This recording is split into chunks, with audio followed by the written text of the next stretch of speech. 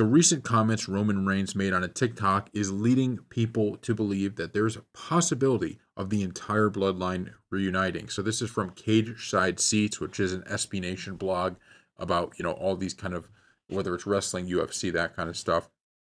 This is what the headline is. Could the entire bloodline reunite? Roman Reigns says, stay tuned. And this is exactly what he said.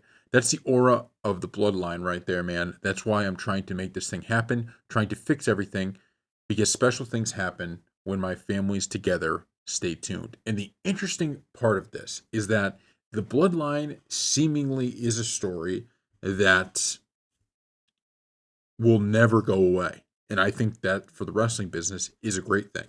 But we've been talking about, okay, you had the first iteration of the bloodline with Roman Reigns as the tribal chief.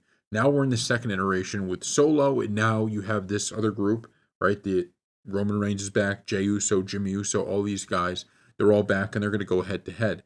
There's still another version of this bloodline. When The Rock comes back, he's going to be a part of it in some way. And the question you got to ask yourself is, after that, after The Rock comes back, is this going to be a full reuniting of the bloodline? That's going to be one of the most interesting things to keep your eye on. Is it going to be, is it going to be before The Rock comes back, they all reunite, and then The Rock comes back? Is it going to be after The Rock comes back and after he beats The Rock that the whole bloodline reunites, and then the bloodline is just this massive group now, right, with Roman Reigns, The Rock, everybody that's involved, and they're going to be dominating the WWE? I mean, what are we going to be looking at if this is true? Once again, there's not a ton of evidence necessarily that this is true, but there also isn't no evidence by what the comments he made. And that would be so cool to see the bloodline kind of take this heel turn again and them just run basically roughshod over the WWE for another year or 2 years because they're going to be so forceful and have so many people.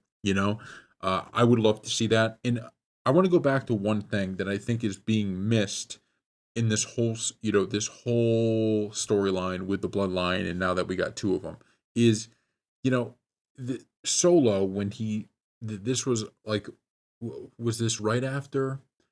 I can't remember if this was right after Roman came back or right before Roman came back, but he makes a comment basically that the reason that Solo says that he's now the tribal chief is because Roman lost to Cody. He lost the title, he lost to Cody, so that's why Solo says he's now the tribal chief. And the interesting part of that, I feel, is that it shows you that the breakup between these two sides in the bloodline is not necessarily like a hatred deal. It's more of kind of just Roman lost, so now we're moving to somebody who's the best leader of the bloodline. I think that is a meaningful distinction, and I think it's something that if Roman Reigns can beat them, and if Roman Reigns' side wins, maybe that means this thing all comes back together. Because if a loss is what's broken it, if a loss is what made it, if it's kind of an honor thing where, okay, Solo is now the tribal chief because Roman blew it. Well, if Solo then loses and this version of the bloodline loses, maybe there's something that can be said about bringing them all back together. And that is the finale of this thing, with Roman and the entire bloodline being one unit. Because think about the kind of dominating unit it could be. I mean, right now they're kind of going after each other, but everybody hates Roman. Seth Rollins hates Roman, Cody hates Roman. You have the entire really other half of this company that doesn't like the bloodline. And we're not talking in real life, we're talking in, storyline in the WWE universe. But you have an entire half of the company that they could just go at, and that half of the company could basically have to fight them. So I just think there's so many options here, and we'll see what they signal with it. But I just think this would be a really, really cool storyline to kind of play it out, have Roman Reigns beat him, whatever, have maybe Roman beats The Rock, and then after that, we have a full year, 2 years of kind of bloodline dominance again. I think that'd be pretty awesome. So let me know what you think in the comment section below. We'll see you next time.